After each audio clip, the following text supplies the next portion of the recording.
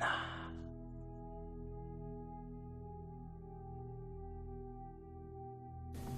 Нэг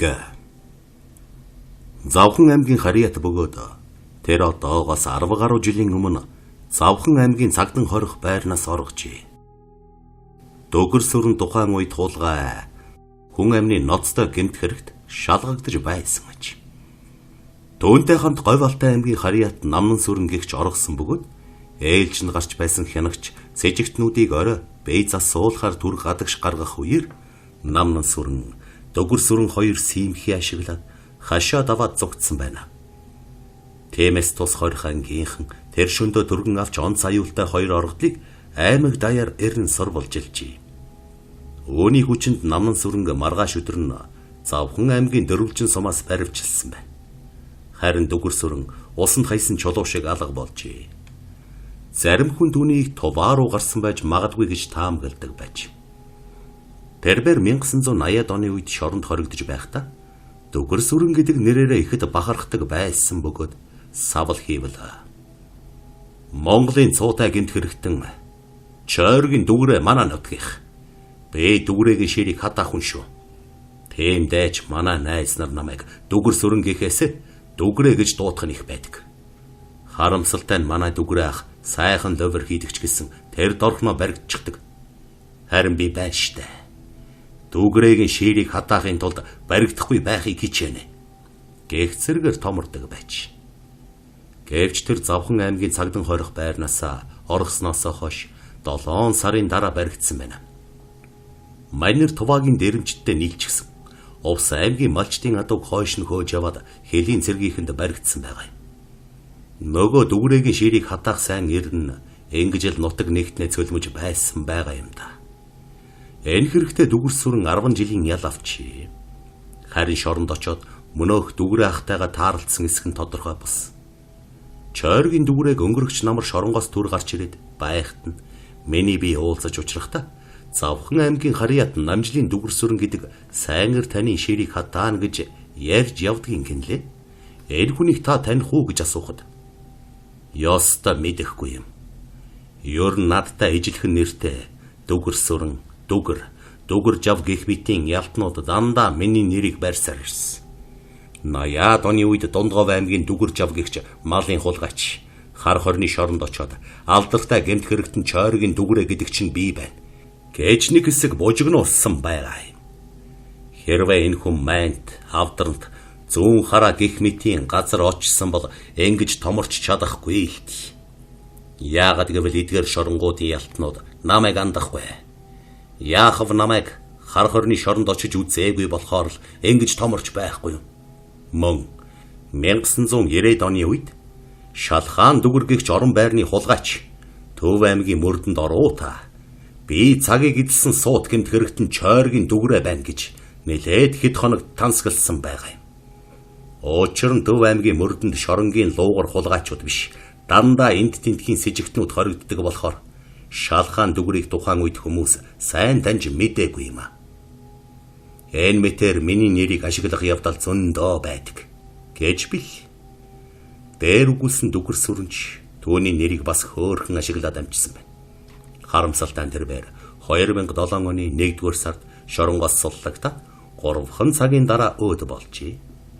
Тэр хорих ангиас машинаар хотод гүргэгдэж ирээд өмнө нь шоронд хамт байсан нэг найзындаа бууж хэдэн шоронгийн гал хамаа дуудаад баахан харигдсан гэж. Энэ үед тэрээр дэлтэн жагаа гихч засаршгүй хулгайчтай өчүүхэн зүйлээс болж муудалцсан бөгөөд жагаа түүний цээжинд шууд л хутгалж орхисон байгаа юм. Энэ хэрэгтэй дэлтэн жагаа 20 жилийн ял авсан бөгөөд тухайн үед Дөгөр сүрэнтэй хамт аригдсан дөрвөн ир мань хоёрын гэрч болох гэж цагдаа шүүхийн үүд сахиж үйл тамаа үзэж байсаар саяхнаас л нэг юм ангижирсан байна. Тиймээс тэд талигач Дөгөр сүрэнг хар мөртөө хулгайч гэж дүгнжээ. 2. Хаалхын шоронд 20 гаруй жил ял эдэлсэн Оодон Дэмбэрэл гихчээр нэгэн цагт шоронд атман явсан Данигаан Дэмбэрэлтэй их сүжирдэг байжээ. Мань хоёр нэр нэгтийн чихнэг гихчээр 20 гаруй жил үерхэж. Оодон Дэмбэрлийг толгойтын 5 шарын архичд болон Тэр хавьд өссөн хүүхдүүд багчууд андахгүй. Түүнээс дүү залуус Одон Дэмбэрлийг харууд намайг 1-р ангид байхад шоронд явж байсан ах байна гэх ч юм уу. Намайг 8-р анги төгсөөд Темст явхад шоронгоос суллагдж байсан ах байна гэх мэтээр ам бол аалдан ярьдаг байсан гэж. Манер сурсан ном, төгссөн сургууль 2 гэж байхгүй. Харин сурсан юм нь гэвэл шоронд ороод хэрхэн өөрийгөө авч явахыг, хоригдлуудын дунд хэрхэн хов зөөхийг, алаг шоргоолчны хүчлэнээс арх яаж гаргахыг, эрүүлжүүлэхэд ороод яаж худлаа өвчилж баажлахыг, хүн залдах, хулгай хийхийг л гаргууд сайн сурчээ. Тэгээд ч энэ чадварынхаа ачаар борхоо доодоо божиитл архиар дүргэж явдаг нэгэн болж хувирчээ. Одон Дэмбэрл одоогоос 5 жилийн өмнө шоронгоос суллагдсан бөгөөд өнгөрөгч зунаас хойш ах トゥ хамаатан садныхаараа орох эрхээ хасуулсан ажээ. Үүнд хэд хэдэн шалтгаан байсан байна. Уг нь мань нэрийг ихэнх үедээ ах トゥ нар нь хөөх юм, урд насандаа муу үйл хийж явсныхаа гороор орон шоронд орж өчнөөн зовсон юм. Бид мууч сайнч нэг цусных болохоор түүнийг харж хандах ёстой гэдэг байжээ. Ингээд түүнийг ээлжлэн харж үздэг болсон бөгөөд харамсалтай шоронд байхдаа байн хов живээр голоо зогоодог байсан Одон Дэмбэрл хамаатан садныхаа хооронд хов зөөж бөөм бодлоо хутгасан ажээ.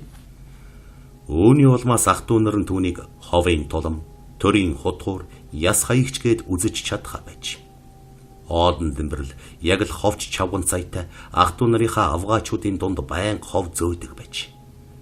Тэр нэг удаа хамгийн том бэрэгч дээр очтол цаатхан түүнээс янз бүрийн хов жив сонсох санаатай өмнө нь нэг шил арх задлаа тавьжээ. Тэгээд "За, танах нар сони юу байна да?" гэхэд Одон Дэмбэрл "Өө, ярих юм зөндөө. Яадагч байсан нэг шараа тайлаадах юм." Гээд стакан дүүрэн арх гол уулснаа. "Манай баг бэр их муухай бодолтой хүн юм аа. Тэр таныг дороосоо өтч унгаж үзээгүй заяа нөргсөн амтэн гэж ярьж байна лээ. Амхандаа таныг хүүхэд гаргадаггүй болохоор ч ингэж доош нь хийж байгаа ухаантай юм байна. Өөрөө 2 хүүхэд гаргасан болохоор өнгөрч байгаа юм уу хаашаа юм? Ингэж өнгөрч болохгүй штэ тийм ээ. Хүн ер нь яахаар ийм хачийн ярьдаг байна." Гэх зэрэгээр дуржигнуулж гарна. Үүний маргааш баг бэр дээр очтол цаатах нь бас л хов жив сонсохоор "Дэмбэ ахаа. Цаагур чин сонь сайхан их бицтэй. Тань айсал янз бүрийн юм их сонсдог болохоор хаяа бас үгүүлээд байх юм." Гэхэд Дэмбэ "Сони янз юм их л байна.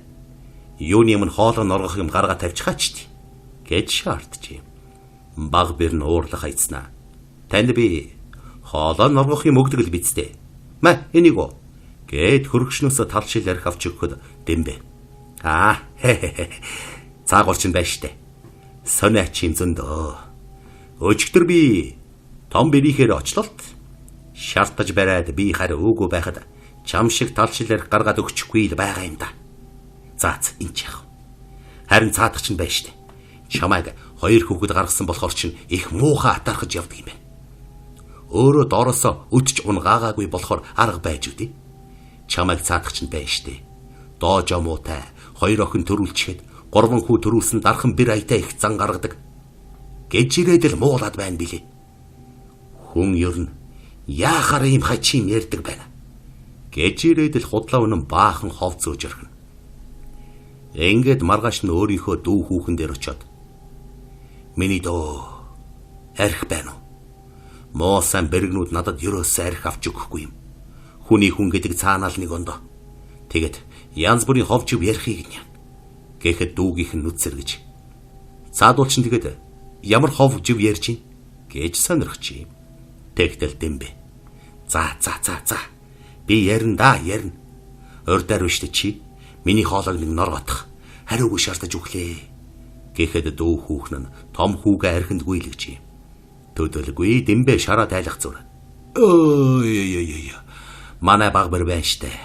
Их өөдгөө хүн юм аа. Чамайг л надад муу хэлээд байх юм. Модны жилийн цагаан сараар та хоёр жаахан түр дар хийсэн юм аа да янз нь. Чамайг цаадах чинь байна штэ.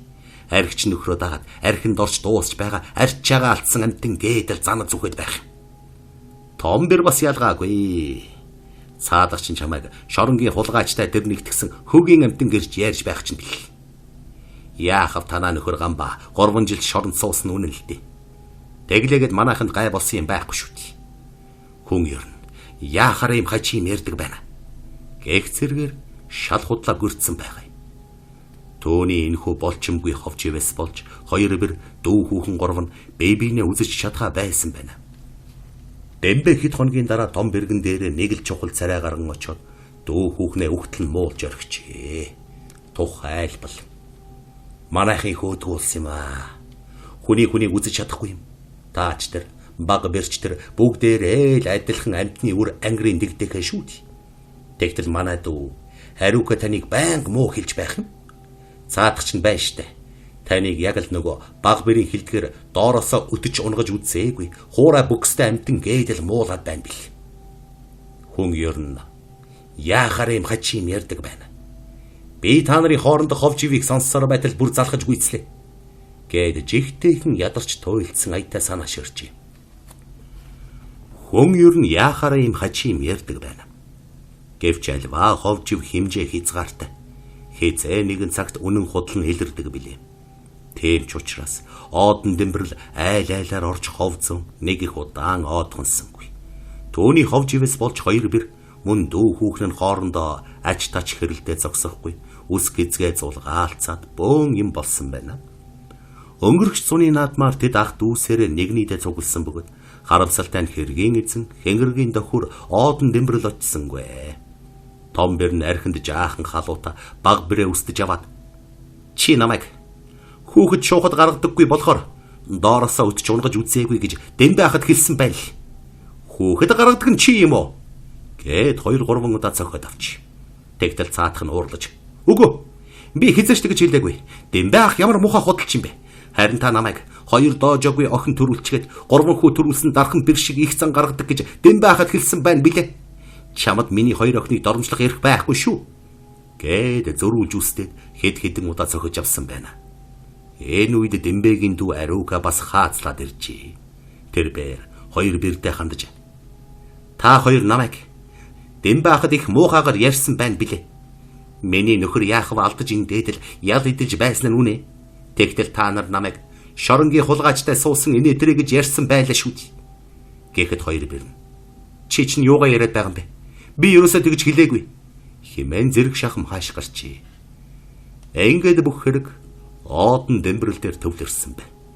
2 бэр дүү хүүхэн 3 нь түүнийг нэг өдөр барьж аваад улаан цагаан нүрэлдсэн бөгөөд дэмбэрэл юу ч хэлж чадахгүй гөлөлзөн байснаа гараа зүгтаачихжээ. Энэ цагаас хойш тэр ах дүү нарынхаараа орж гарах эрхгүй болж ховирсан байна. Хүн ер нь яахаараа юм хачим ярьдаг байна.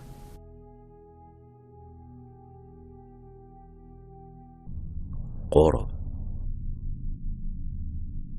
Энд өгүүлэх шарын их тайван гэгчин 2002 онд Төв аймгийн Жаргалан сумын Бугын ам гэдэг газар буун дуу хатааж олныг цочирдуулж байлаа. Тухайн үед инх тайвны гэрт шоронгоос оргосон 2 хулгайч дайран орж эхнэрийг нь хүжирхийлэхээр завдах үед инх тайван зэвсэг хэрэглэж гэр бүлээ хамгаалжээ гэсэн цуу яриад өгдөж байна.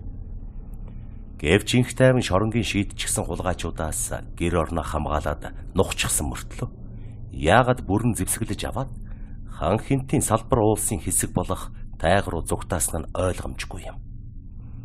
Гэтэл удалгүй мөнөөх алуулдаг 2 нь шоронгоос оргосон улс биш болж таарсан. Инх тайван гэгчээр 2 хүнийг буудан хөнөөж ууланд бүгсэн тухай радио телевиз сонин хэвлэлээр ярьж бичиж цагдаагийнхан ч хэд хоног уул хөвчийг нэгжиж самнан байж хэрэгтнийг баривчилсан билээ. Үүний дараахан хохирогчдыг нутгийн хүмүүст маш дээрэнгүй ханддаг. Дуртай цагтаа хоттой хонноос нь авч эдшиндээ хэрэгэлдэг. Өмнө нь ял идэж байсан танхай балмад идэхээдүүд гэж буруутгасан. Мөн инх тайван зартай дээрэмчдийг дарж өгч нутгийн олны санааг амрааж бараг л буянтаа үйс бүтээлэгийнх нь холгүй шүү гэсэн. Тиймдээч түүнийг ялаас чөлөөлж өгөөч гэсэн хэдэн зуун хүний гарын үсгтэй захиад хуулийн байгууллагад илгээсэн байх юм. Гэвч инх тайванд холбогдох хэргийг анхан шатны шүүхээр авч хэлэлцээд хүний амьд санаатайгаар хөнөөсөн хэмээн цаазаар авах ял оноож байлаа. Энэхүү шийдвэрийг түүний өмгөөлөгч эс зөвшөөрч Дээд шатны шүүхэд давж заалцснаар энх тайвныг хэрэг үйлдэх үедээ гүн цочролд орсон байсан. Өөрийнхөө амийг хамгаалахын тулд өрсөж буудсан хэмээн цаазаар авах ялыг нь хөнгөвчилж чанга дэглэмтэй хорих ангид 24 жил хорих шийдвэр гаргажээ. Үнэн хэрэгтээ тухайн үед чухам юу болсон бэ гэдг нь их санаа. 2002 оны 9-р сарын 2-ны орой Төв аймгийн Жаргаланд сумын Бугын ам гэдэг газар нутаглаж байсан энх тайвныг Эрдэнэбаатар лавгдаш нар ирж түүнтэй архиджээ. Тэд анх 3 литр нэрмэл архи уусан байх юм. Дараа нь 3 шил ноёд архи ууж нэлээд халцгаажээ. Эцэстээ хоорондоо маргалдаж эхэлсэн бөгөөд хохирогч Эрдэнэбаатар гэрийн эзэнд агсам тавьчих. Би танаа эхнэртэй нууц амрагийн холбоот. Чамайг эзгүйд хоймрын орон ихч нь эзэгнэдэг гэх зэргээр доромжилжээ. Энэ явдлаас болж тэд зодтолцсон бөгөөд Эрдэнэбаатар энх тайвныг буудахаар хааны толгооноос буу авах гихт нь энх тайван амиа хамгаалахын тулд өрсөж буудсан юмсанч. Гэхдээ энх тайван нутаг усандаа тогтой томоотой нэгэн гэгддэг боловч түүний хувийн зан чанарын тодорхойлолт тийм ч сайн байсангүй. Манер 1990 оны дунд үеэс эхлээд архи уух нь их болсон. 2 ч удаа архины эмчилгээнд явсан боловч засраагүй. Согтуу хүлчүү байх үедээ эхнэрээ буудна, алан тална гэж занал хийлдэг. Байснаас сумын захиргаанаас 2 ч удаа анхааруулга авч байсан гэж. Харин хохирогч Эрдэнэбаатар нь орон гэргүй, мэрэгжил боловсрал бага 2000 онд хулгайн хэрэгээр ял эдэлж байгаад зарилгаар суллагдсан. Хохирогч лавгдаш нь эхнэр хүүхдийн хамт амьдардаг.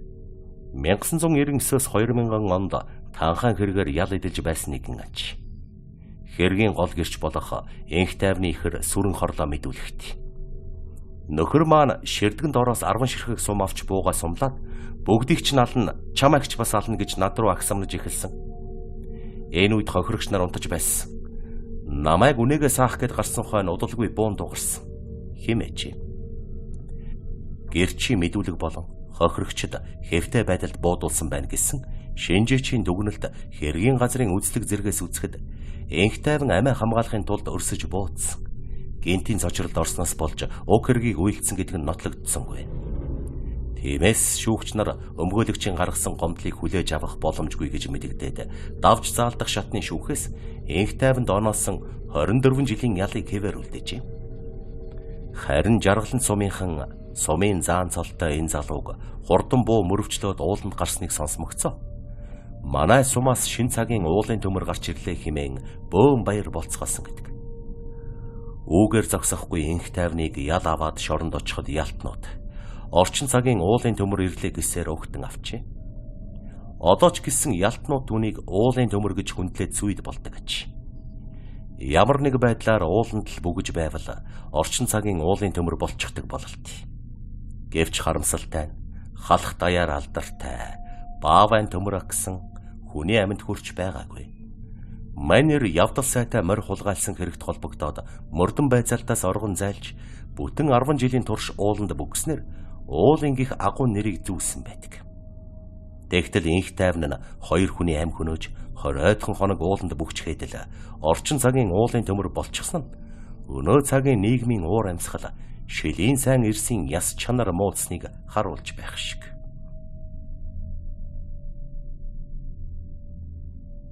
Дөрөв. Сүүлийн үед заллин мэхлэгчдийн арга улам бүр төгс төгөлдөр болж байна. Ад биш гихч 30 гаруй настай залуу ёстой л ад биш ухаантай нэгэн бололт. Тэрбээр Монголд цоо шинээр заллингийн нэгэн үйлдэлийг нэвтрүүлжээ. Мань залуу 1996 онд техникийн их сургуульд сурч байгаад ангийнхаа хүүхдүүдийг уруу татан баардаж танхаарсан хэрэгээр сургуулиас хөөгдөжээ.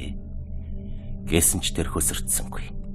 Яг л мөнөөх цуутай заллин мэхлэгч чойргийн дүгрээ шиг ямар чимийг дөөрэлгээд хийж чадахүйц ухаан, ур, гарын дүйтэй нэгэн тул 1997-оос 1999 оны хооронд бусдад жолооны үнэмлэх хуурамч хийж өгөөд нэг хэсэгтэй л цулаасан байна. Тухайн үед жолооч нарын нарийн ширийн мэдээлэл компьютерт ороогүй, нэгдсэн сүлжээ энтер байгаагүй болохоор Ад биш ийхүү дураараа дөргсөн хэргэлтэй. Харин эдүгэ цагт жолооны үнэмлэхийг хуурамчаар үйлдвэрлээд ямар ч нэмэргүй болжээ. Регистрийн дугаараар нь хайж үзээд л жолооч мөн эсхийг нь тун төвөггүй тогтоочихдаг болсон байна. Ад биш жолооны үнэмлэх хуурамчаар үйлдвэрлсэн хэрэгтэй 3 жилийн ял авчээ. Тэгээд 2002 онд шоронгоос суллагдаад сурсан зангаа огт тавилгүйгээр ихтэй сургуулийн дипломыг жинхнээс нь ялгагдах юмгүйгээр дуурайлган хийж мундашгүй ашиг олсон байна. Ёрон тухайн үед ихтэй сургуулиудын диплом худалдаж авах уу гэсэн нууц мессеж хэсэг бүлэггүй дунд өрнөдөг байв. Энэ нь эрдэм ном сурах дургүй, хоосон толгойтой олон арван охид хөвгүүдийн аминд орсон удаатай. Эдүгэдэд аль нэг компани албан газарт дээд сургууль төгссөн гэх хуурамч диплом өвөртөлчихсөн зохиж яваа болов да. Ямар сайн даал нэг үе дээд сургууль сурч үелээ үзэж яах юм бэ? Бэлэн диплом худалдаад авчихгүй юу гэх үг модонд орж байв. Одоо бодоход энэ ад биш мэтийн луурчдын тарьсан балаг байж. Гэвч манер ихтэй сургуулиудын хуурамч дипломоор нэг их удаан занимаалдаж чадсангүй. Учир нь мөнөх хуурамч диплом өвөртөлсөн хоосон толгойтой залуучууд нь пүүс компани, албан газруудаар ирээ цээргүй эргэлдэж байгаад өөрсдийнхөө булхааг дэлгэж орхих энэ. Тиймээс ад биш мэтийн луурчид анчны отоонд орсон чонайтай сүүлээ хавчаад улмөрөө балсан байна. Гэхдээ тэр огт зүгээр суусангүй. 2001 оноос эхлэн хүчээ авч 2003 онд оргилдоо хүрсэн хадгаламж зээлийн хоршоо гихчийг хуурамчаар байгуулах санаа төржээ. Ингэхийн тулд өмнө нь луусангийн шоронд ял идэлж байсан товуу цэцэг гихч залтай хүүхнийг хамтран зүтгэгчээ болгосон байна. Эдүгэ товуу цэцэг нь хадгаламж зээлийн хоршоодын нэрийг барьж бусдын хэд хэдэн орон байр, автомашин, эд хогшлыг залилж аваад орс сурггүй алга болцоход байгаа юмсан ч. Чингэлтэй дүүргийн иргэн цэрэн надмидад нэг өдөр их хэмжээний мөнгөний хэрэг гарчээ. Тэгээд сонин уншид суулталаа. Хүний сайн сайхны төлөө хэмээх хадгаламж зээлийн хоршоо 2.5% хүүтэй зээл олгоно гэсэн зар байж. Гэвч энэ нь Монголд огт байхгүй хуурамч хоршооны нэр байсан бөгөөд үүний цаана ад биш товуу цэцэг нар сууж байжээ. Цэрэн адмидад 4 сая төгрөг хэрэгтэй байсан тул 3 өрөө байраа барьцаан тавьж мөнгө авахар шийдсэн байна. Тэгэд дээрх зарын дагуу уцтаад заасан газар нь явж очтолоо. 40 орчим насны эмэгтэй нэрийн хуудасаа үзүүлжээ. Тэр нэрийн хуудас нь хүний сайн сайхны төлөө хадгаламж зээлийн хоршоо гэсэн хаягтай. Доод талд нь зээлийн эдийн засагч товуу цэцэг гэсэн нэртэй байж. Энэ нь ад бишийн урлсан хуурамч нэрийн хуудас байжээ. Товуу цэцэг цэрэн адмидыг нэвт сонжин харснаа. Та тэгэд байраа барьцаан тавих гээд байгаа мó? Гэвч манай захирал бага хэмжээний мөнгийг зээлдүүлэхгүй байгаамаа. Гэхдээ яах вэ? Би таныг бодоод туслахаас биш дээ. Хэмээн нэг л их өрөвдөж хайрлсан хүний царай гаргасан байгаа юм. Ингээд товуу цэцэг маргааш нь нэг залуу дагуулan ирж цэрэн адмидын байрыг үзэж сонирхоод ордорыг нь бичиг баримтын хамт хармаалаад маргааш над руу уцтаж байгаад манай ажил дээр очиод мөнгө аваарай гэж хэлээд гар утасныхаа дугаарыг өгчээ. Маргааш нь цэрэн адмид мөнөөх хадгаламж зээлийн хоршоон дээр явж очтол товуу цэцэг байсангүй. Тэрч байтугай мөнөөх хадгаламж зээлийн хоршоонч ор мөргүй алга болсон байсан бөгөөд оронд нь нэг хэвлэлийн газар үйл ажиллагаагаа явуулах гээд бөөн хөл үеимэн болж байсан байна. Энэ үед цэрэн адмидын толгойд тэнэг би байрныхаа ордерийг залдуулчихсан байна шүү дээ гэх бодол төрж тэр хавийн хүмүүсээс товуу цэцгийг бас хүний сайн сайхны төлөө хадгаламж зээлийн хоршоог асууж сургалтал. Мэдэхгүй. Ямар сүрхий нэртэй юм бэ? Энэ муу сайн хадгаламж зээлийн хоршоод хүний сайн сайхны төлөө ажиллаж чаддаг юм уу? Гэцгэнэ. Ямар ч гэсэн товуу цэцэг гэдэг хүүхэн адил биш гэдэг залуу хоёр энэ өрөөг түрээсэлж байсан гэхээс өөр зүйл олж мэдсэнгүй. Цэрэн адмид аргаа барахтаа товуу цэцгийн өгсөн дугаар руу залхтал таны залгсан дугаар холбогдох боломжгүй гихэнтэр. Ингээд мөнгө ч үгүй, байрны орд ойрч үгүй, шал дабуужээ. Гэтэл бас болоогүй. Энэ явдлаас хойш хэд хонож байтал цэрэн адмидын гэрийн утсаар та цэрэн адмид гэдэг хүн мөн үү? Өрөө төлөхгүй бол байрыг чинь хурааж авна шүү хэмээн нэг банкнаас уцтжээ. монголчуудын гинэн итгэмтгий байдлыг залилан мэхлэгчид ингэж л ашиглаад байгаа юмд. Ерөн сүүлийн хэдэн жилд Монголд хадгаламж зээлийн хоршоо, банк бус санхүүгийн байгууллага зэрэг шинээр томьёо бий болж, ийм төрлийн үйл ажиллагаа эрхэлдэг байгууллагууд борооны дараах мөөх шиг олширсан. Мэдээж энэ нь хүмүүсийн эрэлт хэрэгцээний дагуу үүссэн, бас ч чамгүй ашигтай ажилдгаас үүдэн олширч буй хэрэг. Хар ухаанаар бодоход хадгаламж зээлийн хоршоо нь банк, ломбард хоёрын дундаас төрсэн юм шиг байгаа юм. Учир нь банкнд мөнгө хадгалуулж өсгөх сонирхолтой хүмүүс арай илүү хүүтэй хадгаламж зээлийн хоршоонд хадгалуулах болжээ. Түүнээс гадна банк шиг элдв янзын бичиг баримт шаардаж, нааш цааш нь явуулж, олон удаа чирэгдүүлж хүнд суртал гаргадаггүйгээр хүмүүсийг өөртөө татдаг аж. 10 сая төгрөгийн дөрмийн сантай 20-с доошгүй гишүүнтэйгээр хадгаламж зээлийн хоршоо байгуулдаг бөгөөд хэрв энэ байгууллага дампуурлаа гэхэд дөрмийн сангийнхаа хэмжээгээр эрсдэл барагдуулдаг аж. Энэ нь үнэхээр гинэн шийдвэр болохыг та ойлгож байна. Яагад гэвэл ашиг олгох гэж байгуулагдсан хадгаламж зээлийн хоршоодын дөрмийн сан өсчил таарна шүү дээ. Гэтэл бусдын олон сая төгрөгийн хадгаламжийг өгөлгүй дампууруулчихвал яах вэ? Дампуурчсан эмчингээд 10 сая төгрөг хувааж цацчихад ямар ч хариуцлага хүлээхгүй өнгөрөх үү? Иймэрхүү хэрэг энд тентхийн шүүхийн байгууллагын хаалыг илээж дуусаад байна. Тухайлбал Мондаймонд нэртэй хадгаламж зээлийн хоршооны захирал Пөрөв Цэрэнгэгч эмэгтэй бусдын хадгалуулсан их хэмжээний мөнгийг аваад Америкийн нэгдсэн улс руу зугтжээ. Түүний авч явсан мөнгөний хэмжээ 40 сая төгрөг холд аваад байгааг. Өндөр хүү амлсан болохоор нь банкнд хадгалуулах гэж байсан мөнгөө энэ хадгаламж зээлийн хоршоонд алдчихсан хүмүүс одоо дээшээ дэнгэрхол доошоо газар хатуу гэгч болж гасалжсан. Ад биш чи яг ингэж хуурамч хадгаламж зээлийн хоршоо байгуулж нэг хэсэг бужигнуулаад баригдах дээрээ тулаад ирмэгц мэрэгжлийн хяналтын байцаагч болж нэг хэсэг ман аргаж. Тэрбэр мэрэгжлийн хяналтын алба гэсэн дөрвөлжин хамгыг жинхнээс нь ялгагдахгүйгээр хийж өөртөө зориулан тамир овогтой адил биш нь мэрэгжлийн хяналтын албаны мэрэгжилтэн тул үнэмлэх олгов гэсэн хуурамч үнэмлэх хэвлүүлжээ. Ад биш гэдэг нэрээ яагаад үндсээр нь өөрчлөлгүй адил биш хэмээх ойролцоо нэр сонгосон бэ гэдэг нь ч их учиртайч. Хэрвээ тэр хэн нэгэн хүнийг хулигтаад тэр хүнтэйгээ хамт явж байтал ад бишийг таньдаг хүн тааралдаад хүүш ад бишээ гэдэг ч юм уу. Юу байна ад бишээ гэж дуудаж таарна. Үүний хариуд ад биш хулигтаж байгаа хүндээ энэ хүн намайг ад биш гэж дууддаг юм. Би ч ад биш адил биш шүү дээ гэж тайлбарлах жишээт. Түүнчлэн бусдыг мангартуулах гэж төмөр хэмээх жинхэнэ овко тамир болгон өөрчилжээ. Түүнийг хэнийгэн цагдаа байцааж гэмээн. Би тамирын адил биш төмрийн ад биш гэд жинхэнэ пассвортаа гаргаж үзүүлэх жишээт. Мэргэжлийн хяналтын газрын хуурамч үнэмлэх дотроо манер дээд шалгагч хэмээх албан тушаал тодорхойлж үүнийг ташуу улаанаар хэвлүүлсэн байгаа юм. Ингээд л мэргэжлийн хяналтын албаны дээд шалгагчийн үнэмлэх өвөрдөлсөн тамирын адил биш энд тентхийн хүнсний завхууд супермаркетуудаар явж зохион байгуулагч нартай нь уулзаад хуурамч үнэмлэхээ үзүүлж сүрчгэндэг байжээ. Хэрвээ хэнийгэн худалдагч өөрийг нь сэжиглэж элдв юм ярьж гэмээн. Танай дэлгүүрийн үйлчлүүлэгчдээс бидэнд гомдол ирсэн.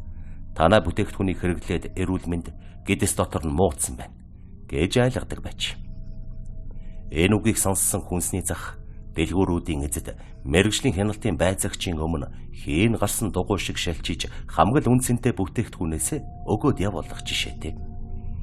Төмрийн ад биш хүнсний бүтээгдэхүүнээс дээд шалгах нэрээр 2 тор дүүрэн идэж уух юм аваад дараа эргэж ирээд хариуг нь хэлнэ гэж хэлээд сургаггүй алах болдог байж.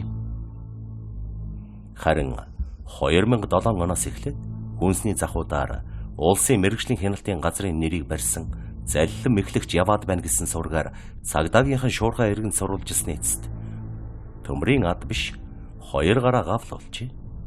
Дөөний ловер 1997-оос 2007 он хүртэл бүтэн 10 жил үргэлжилсэн байна.